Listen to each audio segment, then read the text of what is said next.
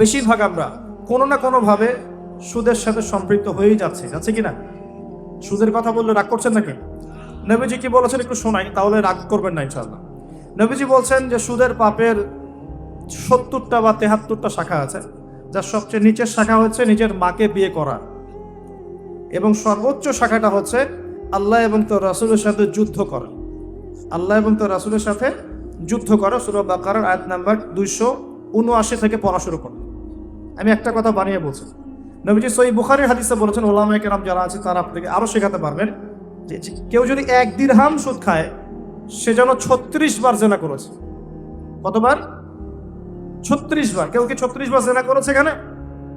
কিন্তু 1 দিরহাম সুদ খেলেও এটা হয়ে যাবে পাপ। তো এখন ইচ্ছাই হোক অনিচ্ছাই হোক, সুদ হয় দিচ্ছি, না হয় খাচ্ছি, না হয় লিখে রাখছি, না হয় সাক্ষী থাকছে। আর এই 4 শ্রেণীর মানুষকে নবী সাল্লাল্লাহু আলাইহি ওয়াসাল্লাম অভিশাপ দিয়েছেন। আমি কিছু বলছি না, নবীজি কি বলেছেন? আমি লাআনত করে গেলাম। আর নবীর লাআনত নিয়ে আমরা কবরে পার পাবো কিনা, হাউজে কাউসারের পানি পাবো কিনা, শাফায়াত পাবো কিনা, এটা তো আমাকে ভাবতে হবে নাকি? আর আমি তো বলেই দিলাম শুরুতে, আমরা শুধু দাওয়াত দিতে পারি, এখন আমরা কোনো কিছু এখন ফোর্স করতে পারি না।